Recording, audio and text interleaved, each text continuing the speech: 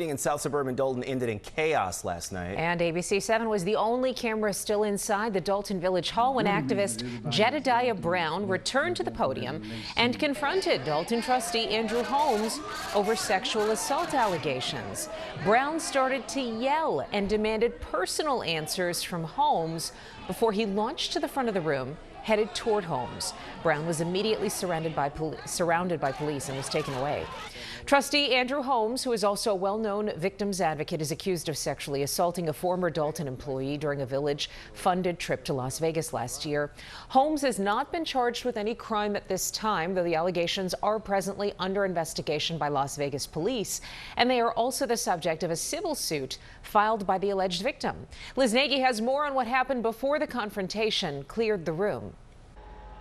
Before last night's meeting turned chaotic and violent, many village residents again showed up wanting to know what is going on with their finances and tax money. Mayor Henyard defended her work and pointed the finger at Dolton trustees.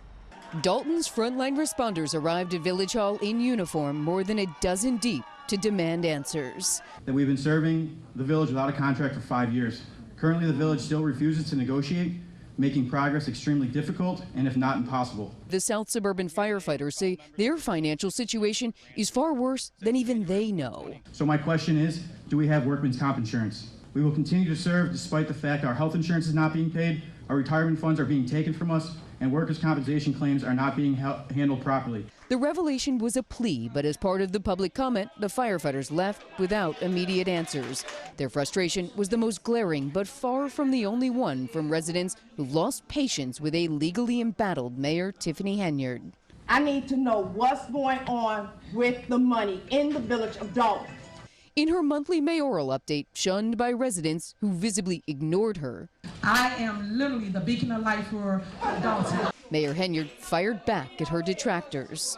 The Board of Trustees raised your property taxes every single year. I showed you that, showed you proof. Henyard's handling of village finances is one piece at the center of a wide-ranging investigation happening out of sight by former Chicago Mayor Lori Lightfoot. Let her see! Let her see! After Henyard barred her from speaking at Dolton's meeting last month, Lightfoot released a statement revealing the scope of her findings so far, read aloud by one of the trustees who hired her. A picture is emerging of the village's finances and overall how the village form of government does or does not comply with state law.